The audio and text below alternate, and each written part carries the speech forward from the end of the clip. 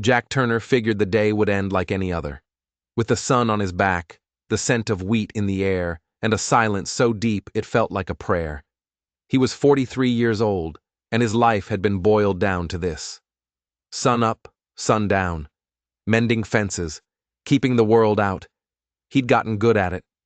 Maybe too good. The loneliness was a companion he knew, a coat he wore even in the summer heat. Then he saw her. A shape moving through his wheat field, stumbling, desperate. It wasn't the movement that caught his eye. It was the scale of her. 6 feet tall if she was an inch. A giantess wrapped in a stolen white sheet, clinging to her like a second skin. The sheet was streaked with dirt, with blood. The late afternoon sun hit her tangled hair, turning it to a halo of gold. But she was no angel. She was a woman running from something terrible, and that something was getting closer. 3 riders. They moved slow, deliberate, like wolves who knew the deer was already wounded, the chase already won. Jack didn't need to see their faces. He knew them by the way they sat their horses, oozing a special kind of cruelty born from boredom and greed. The Wallace brothers. Roy, the eldest, with a smile that could curdle milk. Seth, the youngest, with a laugh as sharp and mean as a snake bite. And the middle one, Luke, quiet and watchful, which somehow made him the most dangerous. They were claim jumpers, vultures who circled the sick and the grieving, and their latest target had been Elizabeth Thornton. Her husband, Thomas, had died 2 weeks back. The official story was a band of Apache raiders, a quick, brutal end. But looking at the pure animal terror in the woman's eyes, Jack knew the truth was a whole lot uglier, and it was stumbling right toward his front porch. He set down his hammer, his hand moving to the Colt.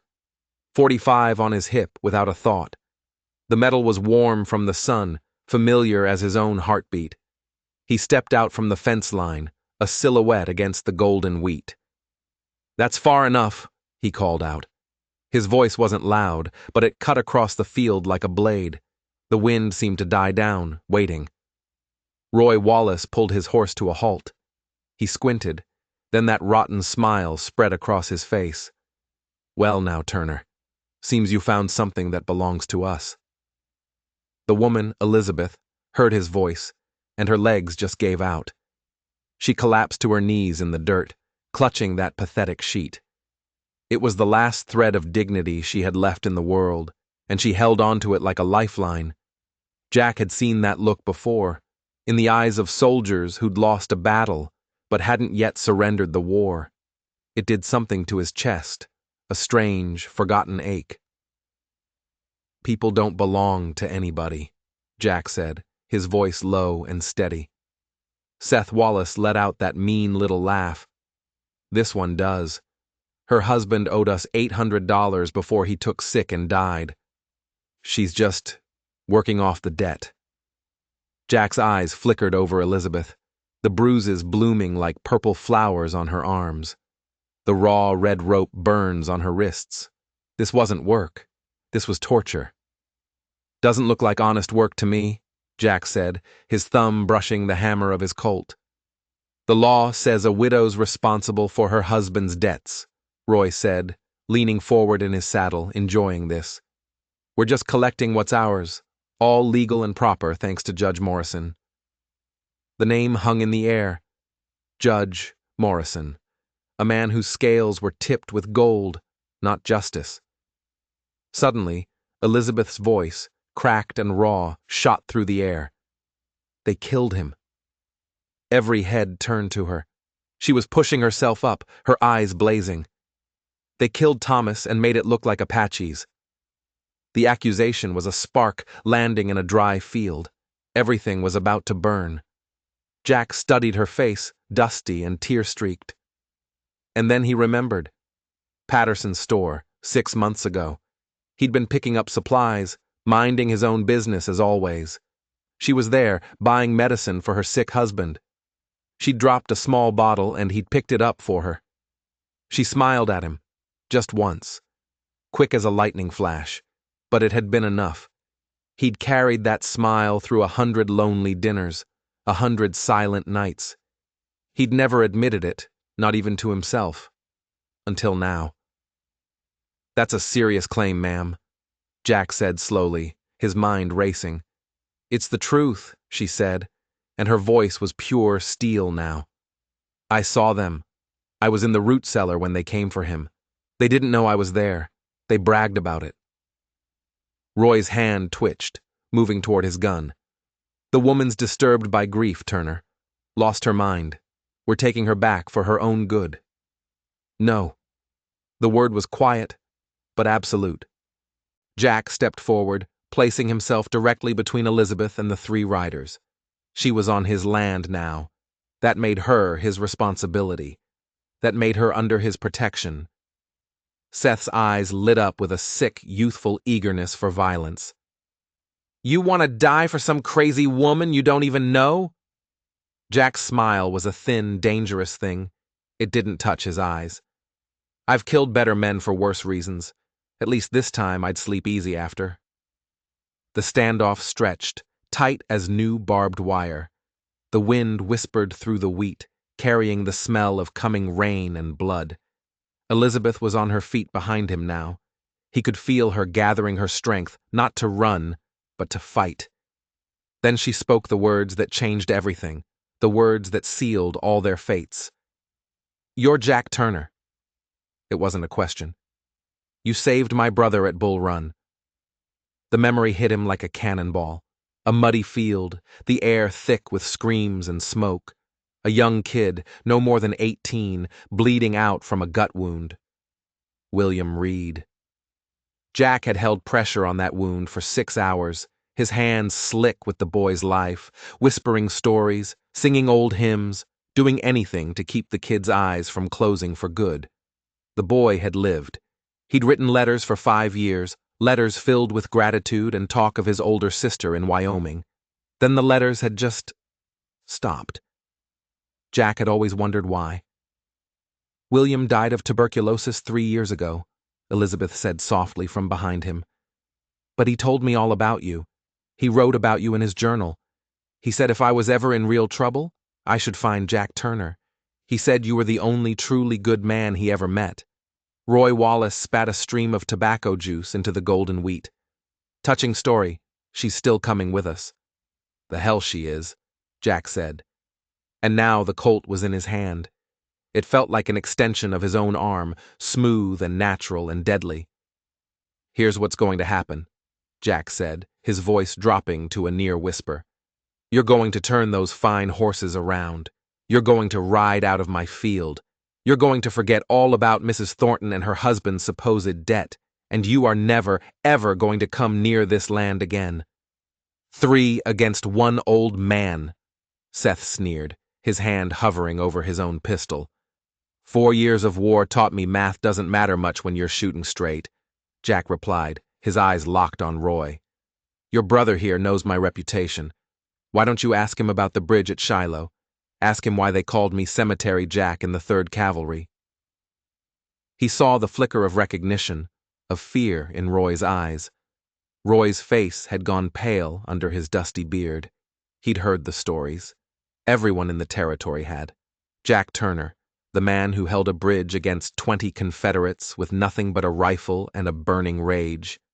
The man who'd supposedly died twice and come back both times meaner and colder than before. The stories were why people left him alone. And right now, Roy Wallace was wishing he had too. But it was Elizabeth who ended the standoff. She stepped out from behind Jack, standing tall and proud, despite the pathetic sheet, despite the bruises, despite everything. Her eyes were fixed on Roy, and they were cold as a winter grave. "I know where Thomas hid the money," she said, her voice clear and strong.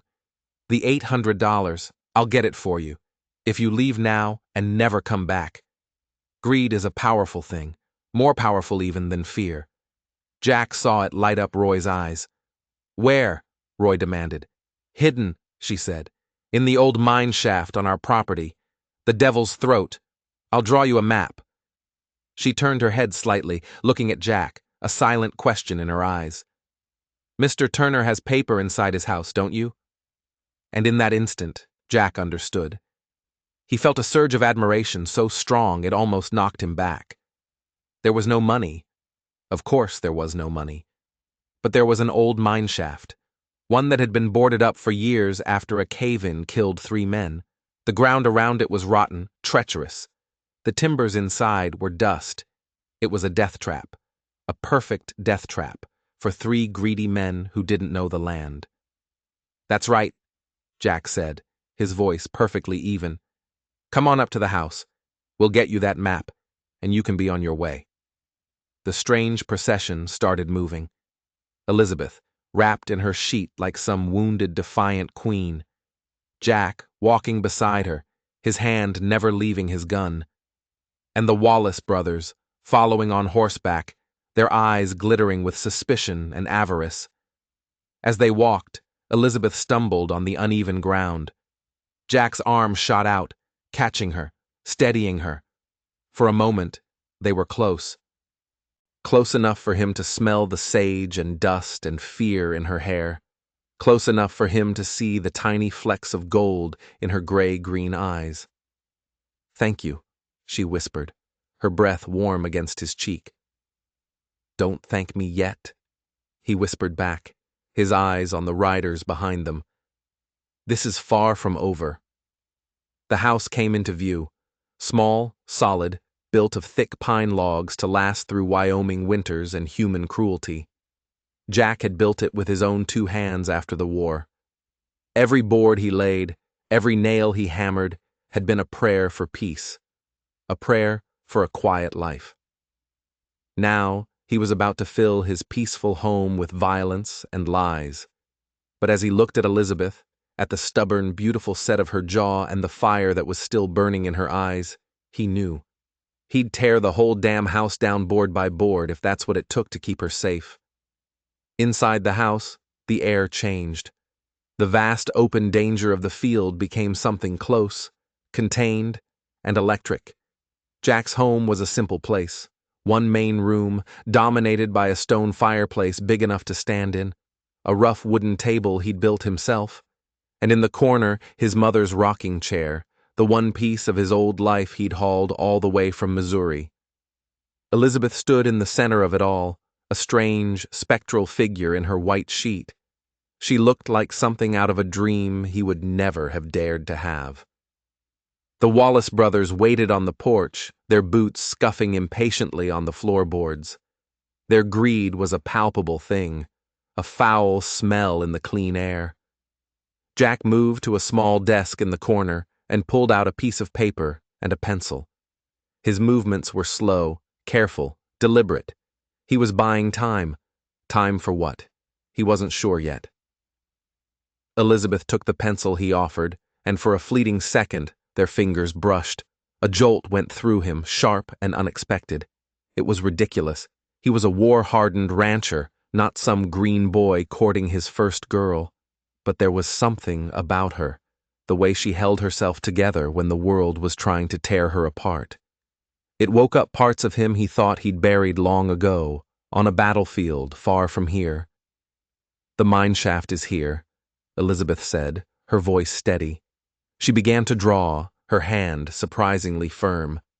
She marked a spot near Poison Creek, a place Jack knew was all loose shale and sinkholes, especially after the spring rains. "There's a big lightning-struck pine at the entrance. You can't miss it."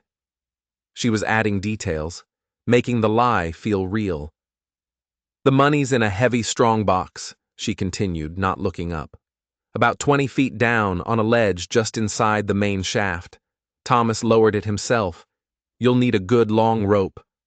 She was brilliant, utterly, terrifyingly brilliant.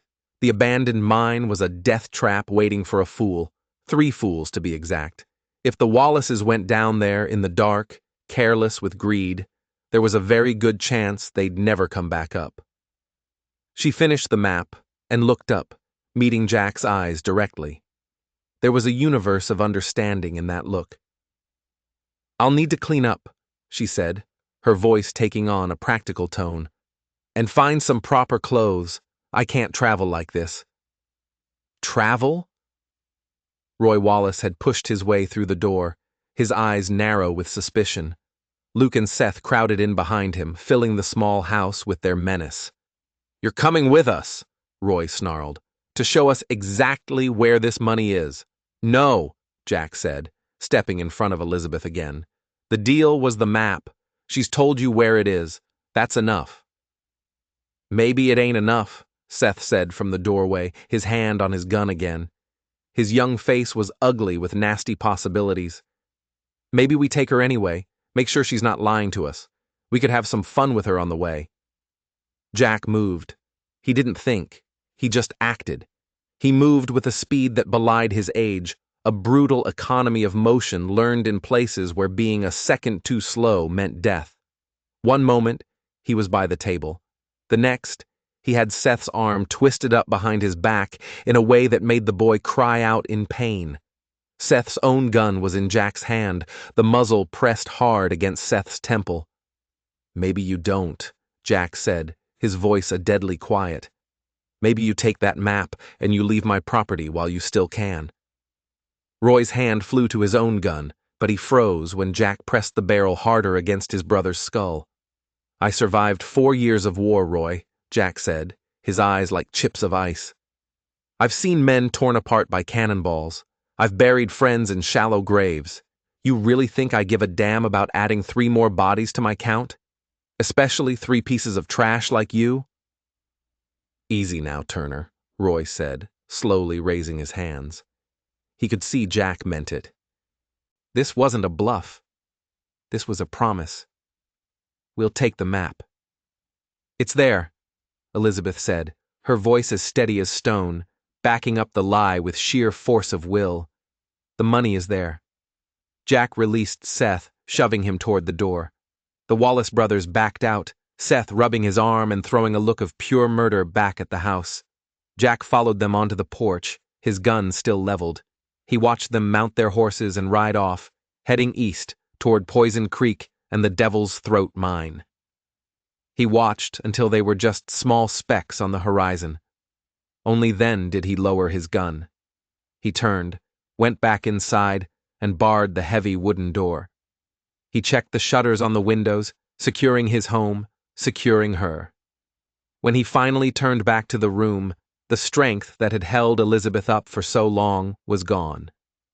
She had sunk into his mother's rocking chair, her face buried in her hands. And finally, she let herself break.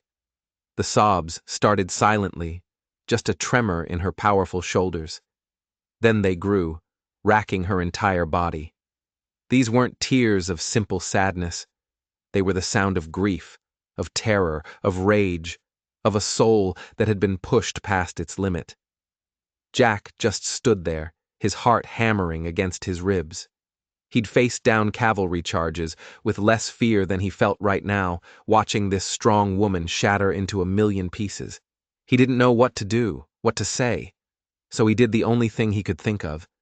Instinct, older and deeper than war, moved him forward. He knelt beside the rocking chair. He didn't touch her. He didn't offer empty words of comfort. He just knelt there, a silent guardian in the dimming light, letting her know she wasn't alone anymore. After a long time, the sobs subsided into ragged breaths. "They killed him right in front of me," she whispered, her voice hoarse. "Thomas. He was so sick he could barely stand. And they just shot him, like a dog." She took a shuddering breath. "They said it would look like Apaches did it. They said no one would believe a woman anyway. That my word was worthless." "I believe you," Jack said. The words were simple, but he filled them with all the conviction in his soul. "I believe you, Elizabeth." She lifted her head then, and her gray-green eyes, red-rimmed and full of pain, found his.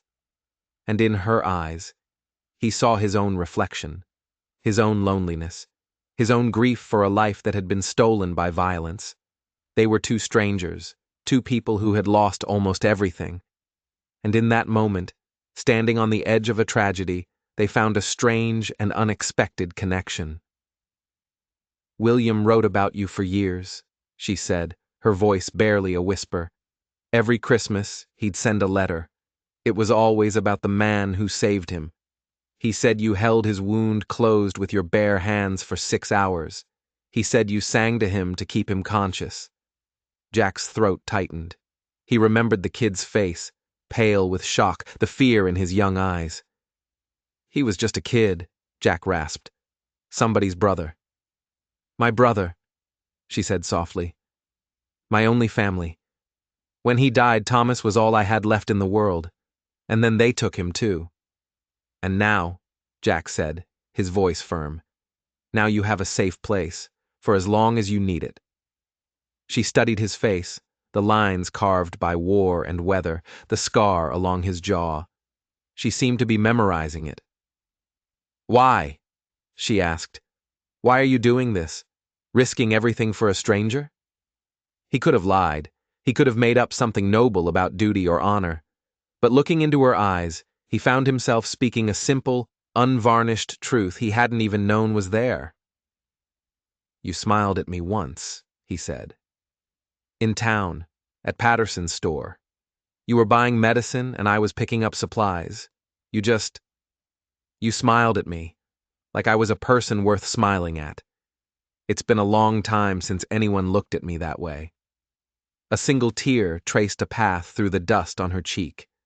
Her hand, cold from shock, found his, her fingers laced with his. I remember, she whispered. You helped me carry the medicine to my wagon. Your hands were so gentle. I noticed because Thomas's hands were always angry by then, even when he didn't mean them to be. They stayed like that for a long moment, her hand in his, a silent understanding passing between them. Two broken people, finding something whole in the space they shared. Then, practicality returned. The world outside the cabin still existed. You need to get out of that sheet, Jack said, his voice gruff to cover the sudden emotion. And you need a bath. He found a trunk at the foot of his bed, one that hadn't been opened in years. It smelled of lavender and lost time. Inside were his mother's things. He pulled out a simple cotton dress, the color of a clear Wyoming sky. This might fit, he said, not looking at her. It'll be too short, I reckon. My mother was a small woman, but it's clean. He turned his back, busying himself at the hearth. I'll heat some water for a bath. I'll bring it to the basin, and then I'll be outside, on the porch. He could feel her eyes on his back. For the first time since she had stumbled into his field, a ghost of a smile touched her lips. Mr. Turner, she said softly. Are you blushing? Name's Jack, he said, his back still to her. Just Jack. And I don't blush. It's sunburn. This time, she did smile. Just a little. And that small smile transformed her face. For a second, he saw the woman she must have been before grief and violence had tried to extinguish her light. Strong, clever, with a laugh that was probably a little too loud, and a spirit that couldn't be broken. He wanted to know that woman. He wanted it with a fierce, sudden ache that took him completely by surprise. While Elizabeth bathed, Jack stood guard on the porch. His rifle rested across his knees, his eyes scanning the darkness that had fallen over the plains. The Wallace brothers would be at the mine shaft by now. He imagined them, their greed making them reckless, their lantern light casting dancing, demonic shadows on the rotten timbers. Would they be stupid enough to go down at night? He hoped so. Problems that solved themselves were the best kind of problems. But his mind kept drifting back to the woman inside his house, the sound of water splashing, the scent of lavender soap on the air. He thought about the strength in her hand, a hand calloused from ranch work, not soft like a town lady's. He thought about the courage it took to stand up to those men, to send them to their doom with a map and a lie. Thomas Thornton had been a fool, a damn fool to let anger and bitterness poison something so precious. Jack? Her voice, clean and clear, called from the doorway. He turned. She was standing there, wearing his mother's dress. He'd been right. It was too short, revealing her bruised ankles and the cuts on her feet from her desperate run. But she had braided her still damp hair, and in the warm lamplight she looked real. She looked like she belonged there. She looked like something out of a story cowboys tell around a fire, the kind of story that keeps the endless, crushing loneliness at bay. "They'll come back," she said. It wasn't a question. When they don't find the money, they'll come back. And they'll be angry. "Let them come," Jack said, his voice a low growl. "I'll be ready." "You don't understand," she insisted, stepping out onto the porch with him. The night air was cool on her skin. "They have Judge Morrison. They have the law on their side. A widow is part of her husband's estate, same as the cattle and the land. They can legally claim me." "Not here," Jack said, his jaw tight. "On this land, I am the only law that matters." She moved closer, and he could smell the lavender soap on her skin, clean and fresh. "I won't bring this trouble to your door, Jack. You've done more than enough. In the morning, I'll leave." "Leave? And go where?" "East, maybe. Back to Missouri, or maybe California. Somewhere they won't think to follow." "Running is no life," he said gruffly. "It's no life for a woman like you." "And what kind of woman am I?" she asked. There was something dangerous in the question, something that made the air between them crackle like heat lightning. He looked at her, really looked at her. "You're the kind of woman who stands up when anyone else would fall down. The kind who thinks fast enough to send evil men to their deaths with nothing but a pencil and a piece of paper. You're the kind of woman who reminds a man why he fought a war in the first place. To protect people like you." The words hung between them, a promise and a confession. She reached up, her fingers impossibly gentle as they traced the old shrapnel scar along his jaw. "Antietam," he said, his voice rough. Her thumb found another scar, a thin white line across the back of his hand. "Knife fight, in Kansas, protecting a free soil family from border ruffians before the war even started." "You've been protecting people for a long, long time," she said softly. "Never wanted to before," he admitted, his voice dropping. "Not like this." The sound shattered the moment. Hoofbeats, coming fast through the darkness, too fast for a casual visitor. Jack didn't hesitate. He grabbed his rifle, pushing Elizabeth behind him toward the doorway. But she didn't hide. She darted inside, but re-emerged a second later, armed with a heavy iron fire poker from the hearth. She stood beside him, her knuckles white, her eyes blazing with defiance. They stood together on the porch, a soldier and a widow, ready to face whatever was coming for them. The rider burst into the circle of light from the cabin, and Jack's breath caught. It wasn't the Wallace brothers. It was Sheriff Tom Daniels from town. His face was grim as a gravestone, his badge glinting in the lamplight. He swung down from his horse, his eyes immediately finding Jack, then moving to Elizabeth in her too-short dress, the fire poker still clutched in her hand. "Jack," the sheriff said, his voice heavy. Then, nodding to Elizabeth, "Mrs. Thornton, I've been looking for you." "Tom," Jack said carefully.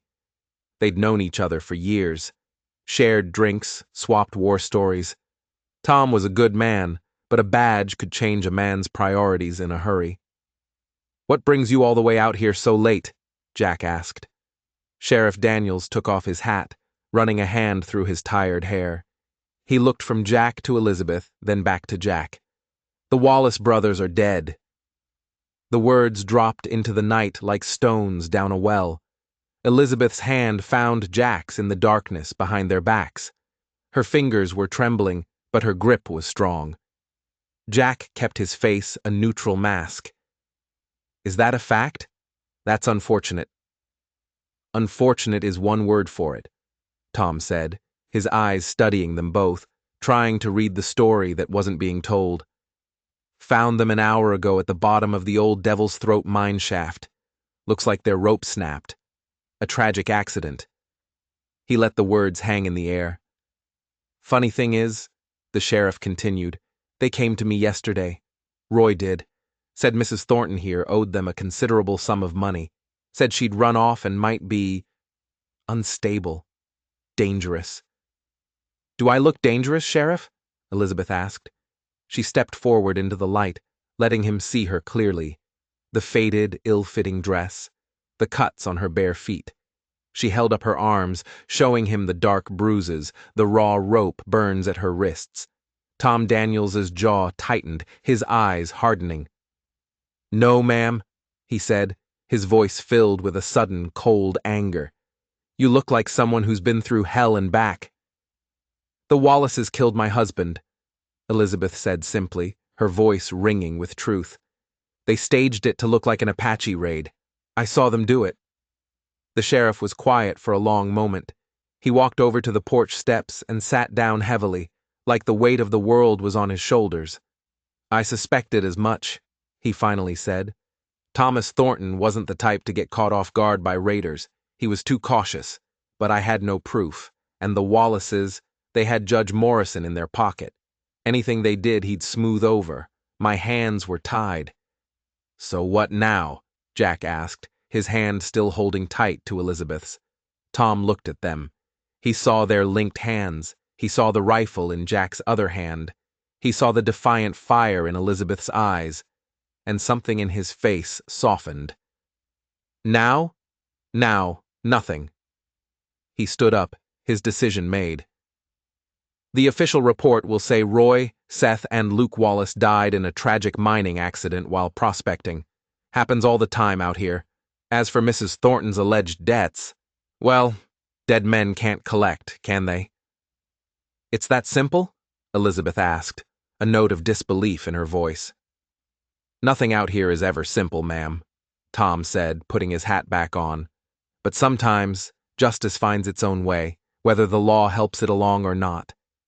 He paused at the edge of the porch, ready to mount his horse. He turned back to them. Jack, he said, his voice more friendly now but with a note of warning. You should know. There's already talk. The Wallaces weren't quiet about their claim on Mrs. Thornton. People will have opinions about you taking her in, a respectable widow living out here with a bachelor. Let them talk, Jack said, his voice a low rumble. I'm just saying, Tom pressed. It could hurt her reputation, make it hard for her to start over. People can be cruel. Elizabeth let out a short, bitter laugh. My reputation, Sheriff. I was dragged through my own yard and chased across this valley in nothing but a stolen sheet. I think my reputation sailed off a long time ago. Tom Daniels tipped his hat to her, a look of respect in his eyes. Fair point, ma'am. All the same, Jack, you might want to consider making things proper, for both your sakes. He mounted his horse and, with a final nod, disappeared back into the darkness. The sound of his horse's hooves faded, leaving them in a sudden, profound silence. The sheriff's words hung between them like a challenge. Make things proper. As if anything about their situation was proper. As if proper mattered when you were standing in the wreckage of your life, clinging to the first person who'd offered you a hand. He's right, Elizabeth said finally, her voice small. I should go. I'm causing you nothing but trouble. Stop, Jack said, turning to face her fully. Just stop. He took her shoulders in his hands, gently but firmly. You want to know what I think? I think proper is a luxury for people who haven't seen what we've seen. Proper is for folks who haven't had to rebuild their entire world from scratch. If you want to leave, I won't stop you. You're a free woman. But don't you dare leave because of what some gossiping fools in town might say. Then why should I stay? She asked, her voice trembling. The question hung in the air like gun smoke. He could have given her a dozen practical reasons: safety, shelter, time to heal. But looking at her, standing there in his mother's dress, her chin raised in defiance of everything that had tried to break her, he found himself speaking a deeper truth. Because I've been alone for 10 years, he said, his voice thick with emotion. I built this place board by board, and I built it strong enough to keep the whole damn world out. But tonight, with you here, for the first time, it feels like a home."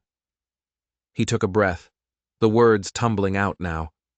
"Because when you look at me, you don't see Cemetery Jack. You don't see the war hero or the dangerous loner. You see something else. Something I thought died on a battlefield at Antietam." She moved closer, so close he could see the pulse beating in the hollow of her throat. "What do I see?"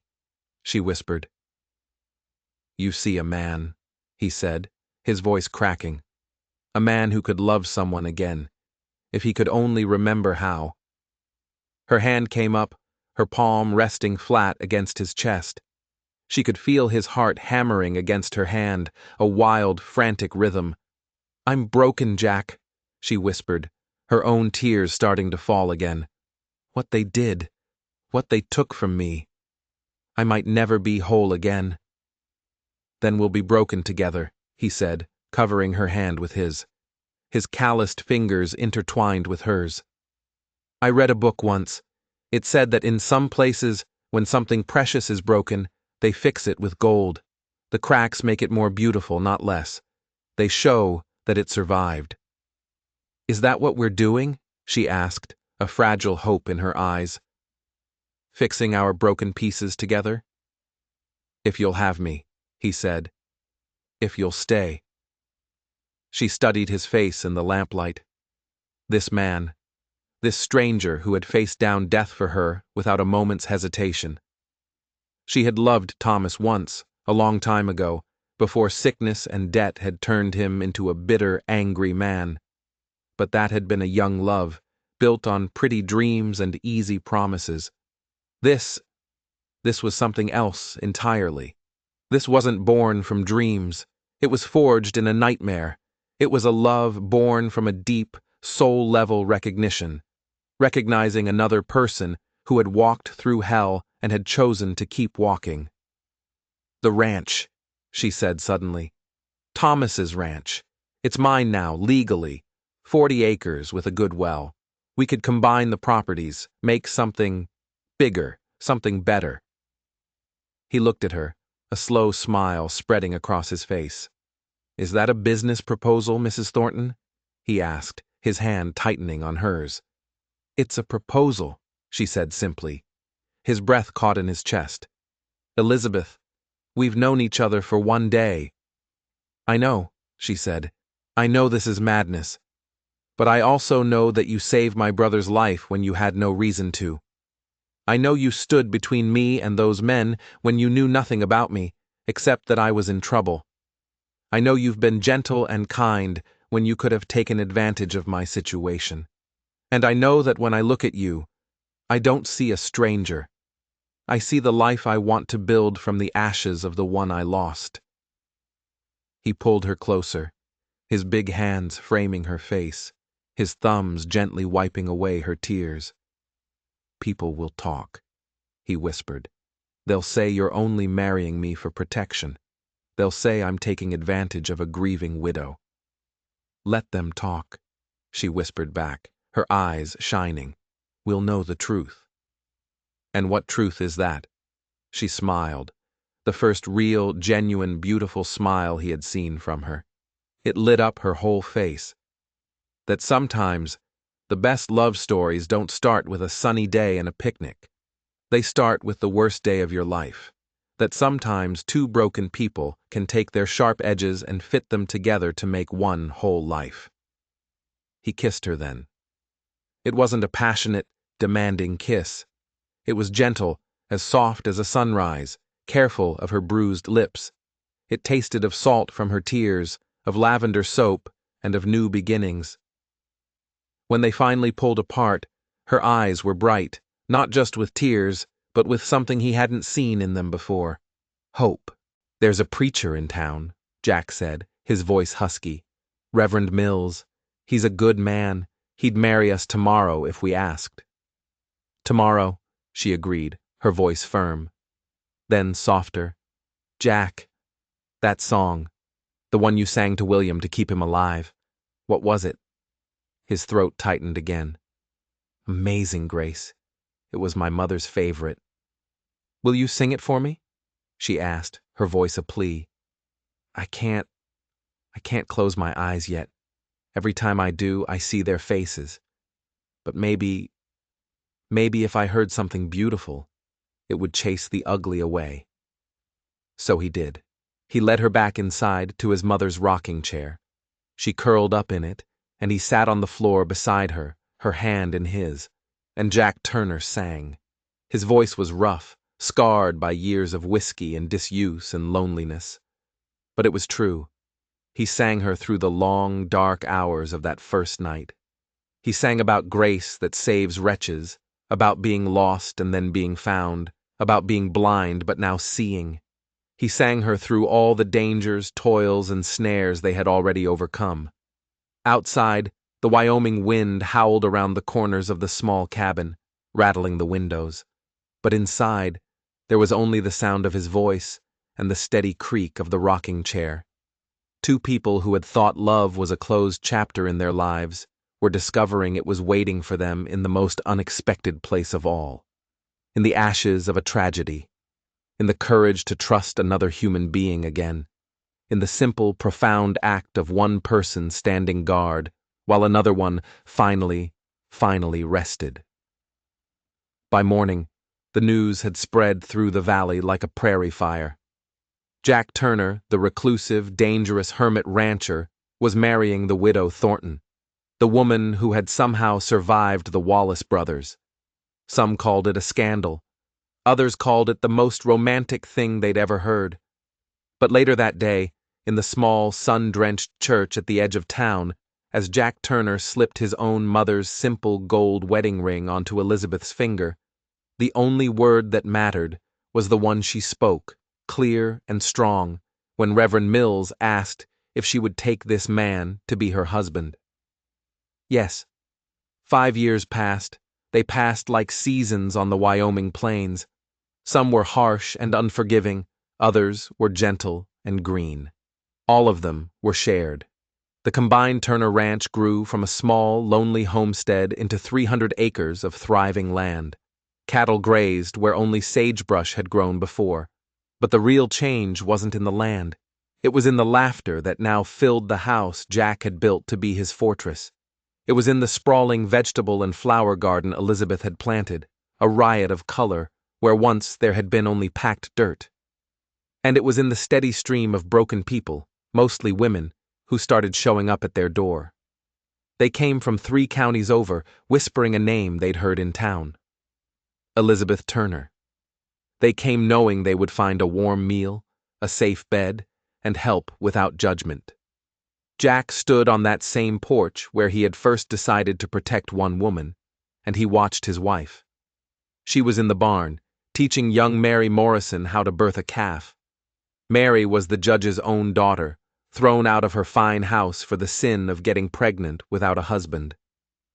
Elizabeth's hair had threads of silver in it now, earned through hard winters and harder-won joy. She moved with the quiet confidence of a general, her hands, once bruised and trembling, now steady and sure as she guided a new life into the world. "Easy now, Mary," Elizabeth said, her voice calm and soothing. "Life comes in its own time. Our job is just to help it along when it needs us." The calf slipped free, wet and perfect and bawling. Mary Morrison, who had been told she was a worthless sinner, cried with sheer wonder. Elizabeth helped her clean the calf, then pulled the trembling girl into a fierce, protective hug. Jack's heart swelled so much he thought it might burst. His wife, this incredible woman, had turned their home into more than a ranch. It was a sanctuary. "You did it," Elizabeth told Mary, holding her face in her hands. "You brought life into this world. Don't you ever let anyone tell you that's not a holy thing." That evening, as they did every Sunday now, half the valley gathered at their ranch for dinner. The table Jack had built for 2 now stretched the entire length of the room, surrounded by a collection of mismatched chairs and grateful faces. There was Samuel, the freed slave heading west who'd stopped for a drink of water and stayed on to work the horses, becoming the uncle Jack never had. There was Martha, the banker's widow, whom Elizabeth had helped escape a violent, greedy brother-in-law. There was Sheriff Tom Daniels, who had become their closest friend and confidant. Even Reverend Mills was there, looking slightly overwhelmed by the loud, happy chaos. "Tell the story, Mr. Jack," called out young Billy Patterson, who was 8 years old and fascinated by everything. "Tell us about the day you met Mrs. Elizabeth." A hush fell over the table. Everyone leaned in. They'd all heard the story 100 times, but like all good stories, it never got old. Jack looked across the table at Elizabeth. She smiled and gave a little nod. "Well," he began, his voice rumbling through the room, "it was the worst day of our lives, which, it turns out, became the best day of our lives. Sometimes that's how love works. It doesn't show up when you're looking for it. It shows up when you're about to give up." "And it shows up wearing unexpected clothes," Elizabeth added, her eyes twinkling. "Or no clothes at all," she finished with a laugh that made Reverend Mills blush and delighted everyone else. Poor Jack. There he was, minding his own business, expecting a quiet afternoon, and instead, he got a 6-foot-tall problem wrapped in a borrowed sheet. "Best problem I ever had," Jack said, reaching across the table to take her hand. "Tell about the Wallace brothers," Billy insisted, "and the Devil's Throat mine." Jack's expression sobered slightly. "The Wallace brothers," he said carefully, his eyes meeting the sheriff's, "learned a valuable lesson that day. They learned what happens when you corner something you think is weak. They forgot that the strongest steel has to go through the hottest fire. They looked at Elizabeth and saw a victim. They were wrong.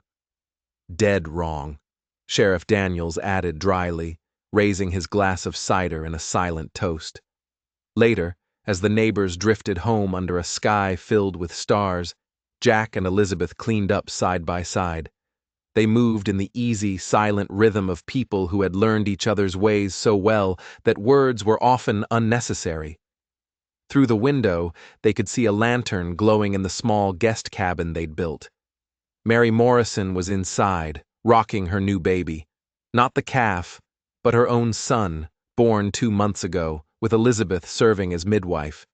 They had given her a home. They had given her work. They had given her back her dignity. The same gifts they had given each other that first night. "Any regrets?" Jack asked quietly. It was the same question he asked her every year on their anniversary. "Just one," Elizabeth said.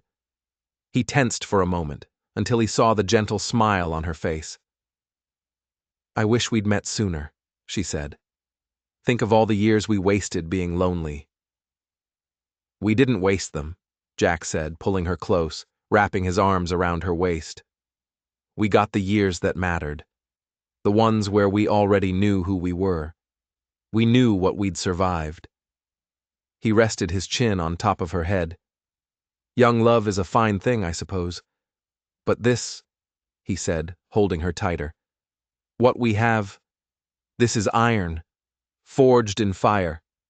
A sharp knock at the front door interrupted them.